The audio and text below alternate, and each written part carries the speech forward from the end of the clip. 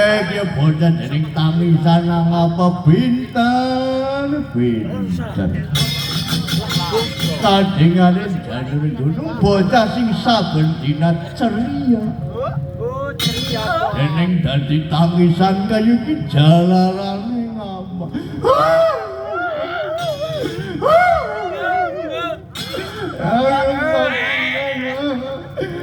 Diwadani wae ngene, inyong diwadani wae ngene, diwadani. Bocah. Sing wani madani kowe ngapa? Kaya bakira. Inyong diwadani yaine. Bayung diwadani apa?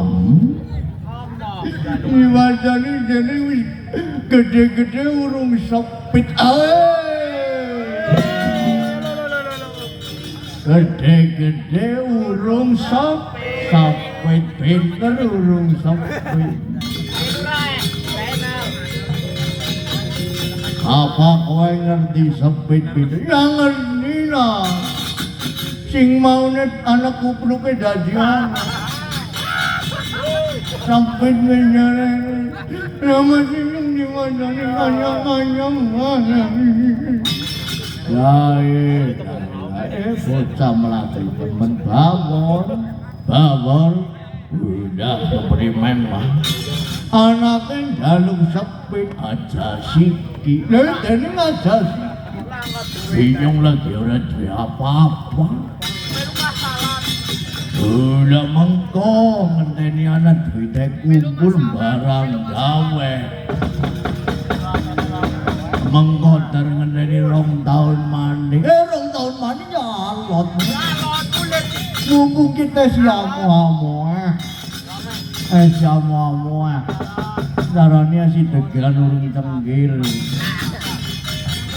Udah domeng urung apa-apa jane nekat adol pedang. Bocah gemblung ya buat adol ku mung pedangan wis kaya iki Pak wong jeneng anak jaluk sepit iku kudune diseranani ora ketang mung syukuran ora ketang mung diselameti ngara wong 10 apa 15 tangga tepar digawani sarimi rong bungkus kaya kowe bae sanane mumpung bocahe njaluk sepi langgar kaya kowe si kepriwe ya ali nggone mantri doran dukun sepi jenenge kaki doran ayo bareng-bareng ya bareng-barengan